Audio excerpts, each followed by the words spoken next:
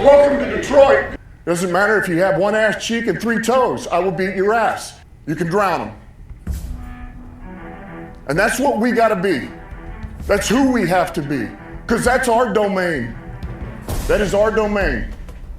Because we'll tread water as long as it takes to fucking bury you. Takes the snap, turns, gives to Montgomery, right side, end zone, touchdown, Detroit Lions! Yes. We are driven by Detroit. Hello, Detroit Lions friends, fans, and family members. Welcome on back to yet another episode of MCM Motor City Mania. I'm your host, David T. Pike, and as always, we're diving on in. So, folks, title pretty much says it all now, doesn't it? Brad Holmes pisses off Detroit Lions fans by making no trade. That's in essence what the title says. And let's just call for what it is. I know right now, there's a lot of angry, a lot of frustrated, a lot of pissed off Lions fans because in their eyes, Brad Holmes has failed the Detroit Lions by not making a move that many felt were imperative to be made. Whether it was one move, 2 moves, whatever the case might have been. And you know what? I understand. Truly, I do. I understand why Lions fans are frustrated. I understand why Lions fans are pissed off. I understand exactly the logic and reasoning behind why Lions fans feel this way. And the reason why I know this is because on some level, to a certain degree, I feel the same way. Pissed off is probably not the word I would use to describe myself, but frustration, yeah, there's a little bit of that there. And the reason why I can understand this is because in my honest opinion, I thought, believed, still do, even though the trade deadline has passed, that the Lions should have made a move to try and acquire somebody to bring in.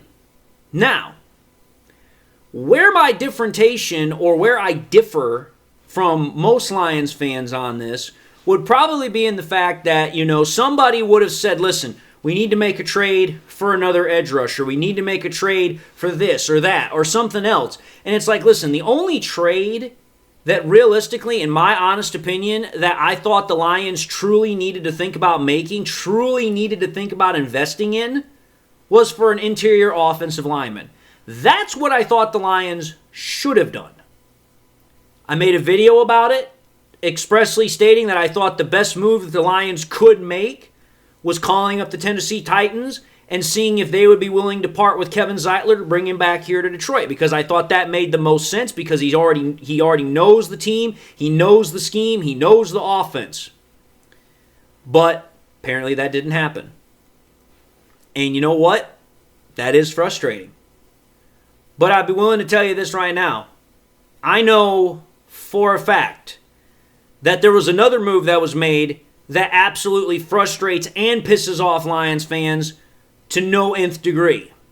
And it was the trade that the Bears made for an offensive guard that, if I recall correctly, the Lions had been quietly connected to, had been thought have being interested in, that was from the Browns. And I know for a fact that that particular thing is something that a lot of Lions fans are very frustrated with because in their eyes, number one, that was a position of need, which I agree with. But furthermore, what makes it more frustrating for Lions fans, what makes it more of a livid factor for them, is that it was the Bears that made the move. And the reason why I know Lions fans are absolutely livid, incensed about this whole thing, is because of the fact that they're going to look at it from this perspective. They're going to look at it from the perspective of Brad Holmes needed to make a move to try and get the Lions in a position to be able to move into the second half of the season and be able to help us continue to win. Because in their eyes, there was a clear deficiency out of any position in terms of absolute need with the interior offensive line. And what happens is Brad Holmes doesn't make the trade. He doesn't get a deal done. Rather, instead, our division rivals, the Chicago Bears, are the one that make the trade. And to them, it's like, the Bears are 5-3 just like we are. The Bears are picking up momentum. The Bears are looking like they could actually be something. And to them, it's like, how could you somehow not make a trade for an offensive interior lineman like what the Bears did? Especially for a player that a lot of people could have thought could have been a decent depth piece or could have filled in while Christian Mahogany was on the mend. Because if I recall correctly, it's not like the Bears had to trade a whole lot to get that particular player. I think it was like maybe 2 low-round picks or something like that, or an exchange of low-round picks for the player. It wasn't a whole hell of a lot. And to them, it's like, by allowing that to happen, in essence, Brad Holmes, to a lot of Lions fans, is giving the message that either 1, he doesn't care, 2, he's being stingy and being cheap as hell, and 3, he's allowing another team in our division to continue to catch up to us. And to them, they're going to be like, how could Brad Holmes not see this happening? How could Brad Holmes allow this to happen? How could Brad Holmes not make the move to either, 1, prevent the Bears from doing it, or if maybe you couldn't get that player, go out and get somebody else who could fill in while Mahogany is healing? That's where a lot of Lions fans, I know for a fact, they are very, very frustrated. They are very pissed about the whole situation. And I also know that, the fact that we didn't get another edge rusher is something that frustrates them, because as good as Al-Quadin Muhammad has played for us this year, there's a lot of people out there that don't think Al-Quadin Muhammad is a long-term solution. Or if they think he could be at least a decent long-term solution, like maybe for the next year or two as a rotational edge rusher, they don't think that he's good enough to pair opposite of Aiden Hutchinson. Because what Lions fans, a lot of them are wanting, is they're wanting another edge rusher of name prominence. That's what they're wanting. They're wanting somebody to be brought in that brings name prominence and is a decent level starter to pair opposite of Hutchinson. Or if nothing else, at the very least, just to add more depth and more power to that edge rushing room. Because there's very little confidence in Davenport amongst most Lions fans, and the same is also true for Josh Pascal. And I know a lot of reasons why this is a really touchy, sore subject for Lions fans is because the Eagles, a team that has been absolutely trading up the yin-yang, they traded for a guy that, once again, a lot of Lions fans thought that the Lions might be potentially interested in bringing as an edge rusher, and that was Jalen Phillips from the Miami Dolphins. Now, I will say this. Jalen Phillips was traded for a 3rd-round draft pick. Really wasn't going to see that one potentially happening, in my opinion, because I didn't think Brad Holmes was going to seriously want to trade something like that for a player. Brad Holmes is one of those guys where he makes decisions based upon, number 1, what the value of the overall pick is that he's trading away, but also 2, what he's getting back in return for said player. But then the other reason I know a lot of Lions fans are pissed, frustrated, incensed, angry, whatever term you want to go with, is because of the fact that there were other teams in the NFL today that made these big blockbuster trades. The Jets made 2 of them where they traded away Sauce Gardner to the Colts and then traded away Quinnen Williams to the Cowboys. And they're like, well, why aren't we getting in on that action? What's Brad Holmes doing? Why is he just letting the clock run out and not making a move? So trust me when I tell you this, after having explained it for now, a good 6-7 minutes, I get it. I understand exactly where the viewpoint is. I understand exactly where y'all are at for those that feel that way. But I have to remind y'all something here. This is not what Brad Holmes does. Brad Holmes does not trade away big commodity draft picks for big-time players. It just does not happen. Take a look at every single trade that Brad Holmes has ever made. It's never been one where I think it's been higher than a 4th or a 5th round pick. And that's being generous. Brad Holmes just does not trade away big-time draft picks. He just doesn't do it. In fact, the only big-time trade that Brad Holmes has executed that has nothing to do with the draft has been the very first trade he pulled off when he traded for Goff from the Rams, and he traded away Stafford and got those draft picks. That's it. Otherwise, Brad Holmes has made very small trades. And I know for a lot of Lions fans, they're going to say, well, that's the proof right there. Brad Holmes is cheap. Brad Holmes is stingy. Brad Holmes just does not care. Or if he does care, he's just not paying attention. Okay, folks. Back up here. Wait a minute. First and foremost here, you cannot say that Brad Holmes is cheap. I don't care what you want to say. You cannot say the man is cheap.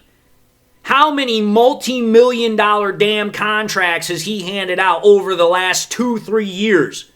Jared Goff's $212 million contract. Amon-Ra St. Brown's $120 million contract. Penei Sewell's $112 million contract. Ali McNeil's $96 million contract. Freaking Jamison Williams, $80 million contract. Kirby Joseph's $85 million contract. Aiden Hutchinson's recent $180 million contract.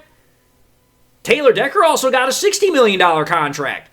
The one thing you cannot say about Brad Holmes is cheap. He is not freaking cheap. What he is he's decisive. What he is he's calculated. What he is, and I know a lot of people are going to disagree with this term, is he's smart. Let me put this out there for what it is, folks. If by now you have not picked up on the pattern, if by now you have not realized how Brad Holmes and the front office of the Detroit Lions does business, then you're setting yourself up for pain and misery. That's really what it comes down to. Brad Holmes does not make trades of large levels unless there is an absolute dire need, or unless the player specifically, and it has to be on our team, as was the case with Stafford, wants out. Otherwise, Brad Holmes does not do that. And there are a number of reasons why. Number one reason, it is hard to try and find players that are going to fit our culture.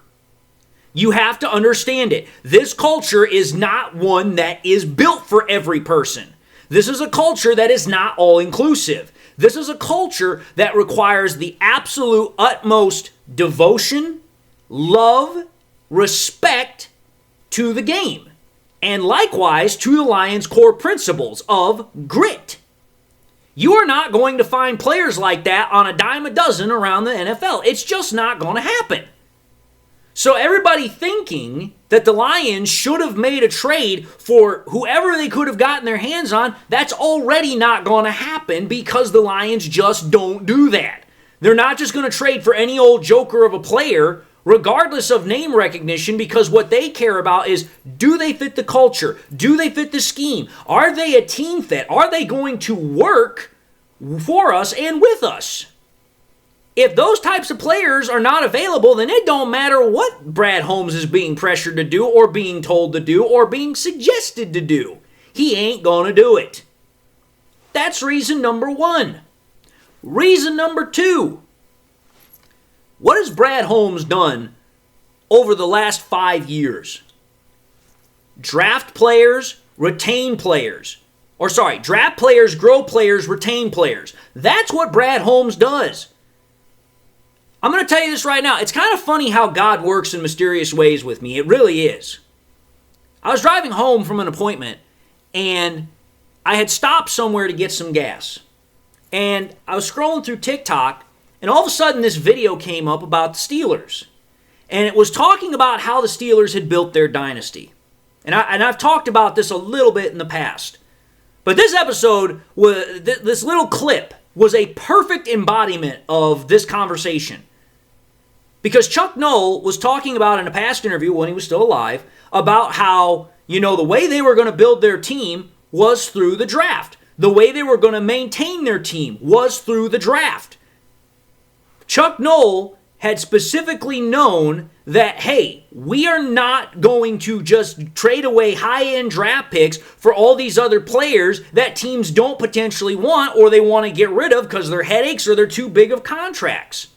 And there was a reason why Chuck Noll didn't want to do that. Because he wanted to build players, he wanted to grow players from the get-go rather than potentially bringing in players by trading for them and then having to deal with whatever mess, heartache, or problem they were going to have coming in and try and mold them into that particular culture that he was trying to build, into that particular team. Because let's understand something here. When you trade for a player, you're not just trading for that player's rights. You're trading away a valuable commodity that you cannot get more of unless you trade for it. Draft picks are limited. You do not get more of them unless you have to trade away something else to get more in return. You only get a certain number of draft picks every year. So it's like those draft picks are valuable. Chuck Noll knew this, and that's why the Steelers, when they built their dynasty in the 70s, they specifically stuck to drafting players, growing and building those players in Pittsburgh, and then keeping them. They did not trade for guys to come in from other teams so that way they could build their dynasty. That's just not the way they did it. The same thing is true here in Detroit. Brad Holmes drafts players. They're then grown, developed here, and then he retains them. That is the process. And I'm going to remind you of something here. For virtually every single dynasty that I can think of, that's exactly the same process they used. They bring in players by drafting them mostly. They build them, they grow them, they develop them, and then they keep them. I cannot think of a dynasty other than save maybe the Patriots because it was so largely spread out over 2 decades that is different. Most every dynasty, the Niners, the Cowboys, the Steelers, the Packers, they've all built their dynasties by drafting and then developing players and keeping them in town. That's how they won. So then when you have teams that are just shopping around these first and second round draft picks because they're just like, we have to get these star players so that way they can come in and give us an instant boost. Okay, great, you got the instant boost. But then you've got to deal with the salary cap implications of those potential massive contracts that come with those players. Because here's the thing, folks. Quinnen Williams still had a massive contract that the Jets were dealing with. Sauce Gardner had just signed a massive contract. So yeah, the Colts and the Cowboys got those big-time players. But now they got to deal with those big-time contracts that come with it. The Lions can't do that right now. Why? Because they have to save money for next year. This goes back to conversations that I talked about previously. The Lions know that going into next year, cap space is going to be tighter than probably what they would like it to be. But that's what happens when you draft well and then you retain the players that you keep. You're going to have to pay for them. Well, what makes better sense? You go out and you trade for a player, and then you have to hope and pray like hell, based upon all the research and knowledge that you have, that they come in and they're going to do exactly what you need of them, which is not a guarantee. You want to know how I know it's not a guarantee? Is because we've seen players before that have done really well somewhere else, and then when they hit the open market, whether it's because they've expressly stated they want to trade or they go to the free agency market, they then go to another team, and it completely collapses. It doesn't work. Best example I can think of is the Albert Haynesworth contract. Guy absolutely tore it up with the Tennessee Titans, hits the free agency market, signs one of the largest contracts of all time at the time it was signed, and he winds up being a lazy-ass bust in Washington. That's the fear that you have when you're bringing in players. That's why the Lions are so ridiculously stringent with their process of who they bring in and who they decide to keep. They do not want to bring in headaches. They do not want to bring in, as Dan Campbell has stated, turds. They have a select process, a stringent process of who they decide to select and bring in, whether it's the draft, whether it's trade, whether it's free agency. So, keeping all that in mind, I can understand why Lions fans are incensed, pissed off, mad, angry, furious, whatever phrase you want, as why Brad Holmes and the Lions did not make a move prior to the trade deadline. But at the same time, you have to look at it from the historical perspective that I just presented, and then you have to take a look at it from the financial perspective that I also presented, and then you have to take a look at it from the logical perspective that I just presented. This is not Madden, folks. You cannot just clear cap space, turn it off, just make these absolutely wild trades or forced trades because you just want the player and you will do whatever it takes to get that player on your team.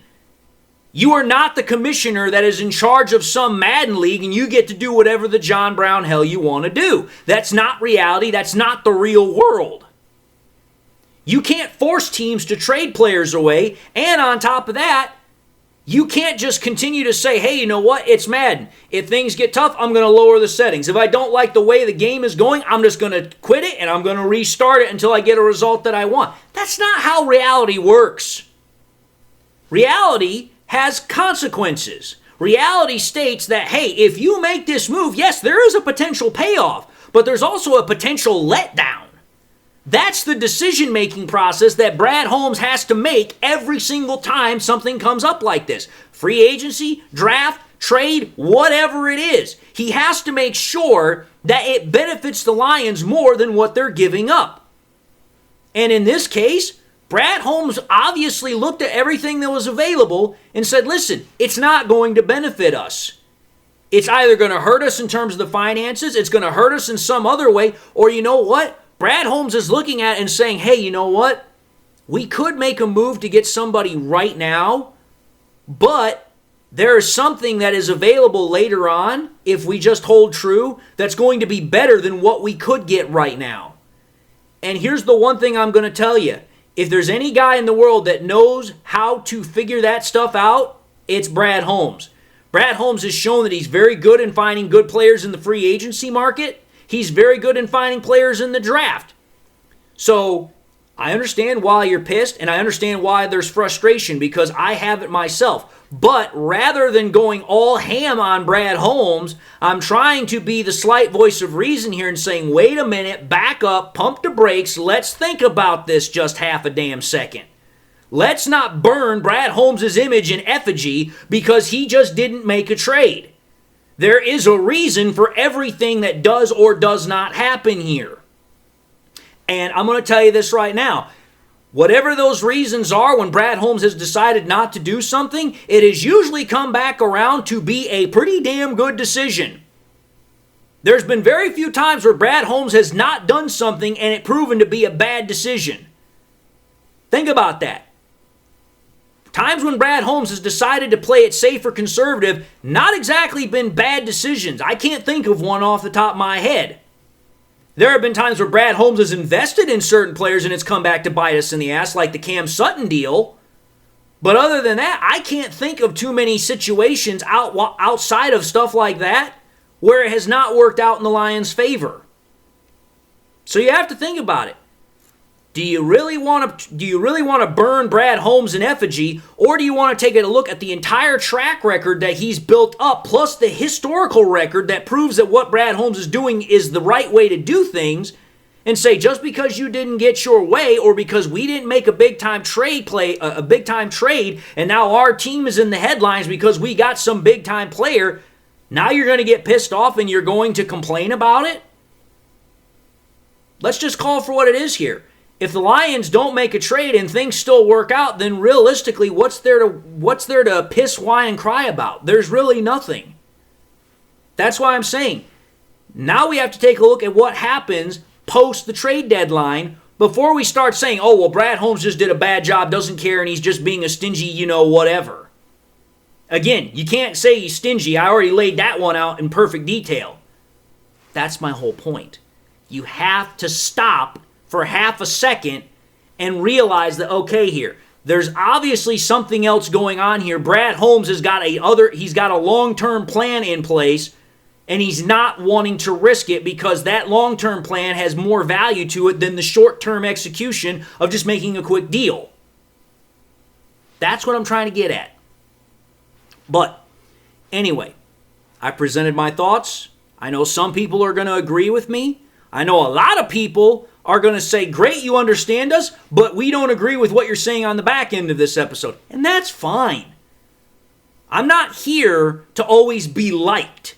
What I am here to do is to always tell you the truth. And if there's one thing I can definitely say with 100% accuracy, is that I do not lie to you. I will present you the truth. If I'm wrong in that truth, I will admit to it, I will fess up to it, and I will move on. But I don't lie to you. That's the case. But having said that, I've come to the end of this episode, so I'm going to end it and say thank you all for watching another episode of MCM Motor City Mania. If you like what you saw, by all means, highly encourage you all to watch the next episode. Also, if you enjoyed the content, hope to gain your subscription if I'd not yet had it before. But if you just subscribed and you did not get a chance to do so before getting to this point, or you subscribed in the past and you forgot to do so at the time, hope to get you to push that, bell icon so that way you guys never miss any more content that I push out. Hope y'all are doing well. Hope y'all got some in your life that makes you happy, makes you smile. God bless, my friends. And until the next time we meet, I'll see you all in the next episode.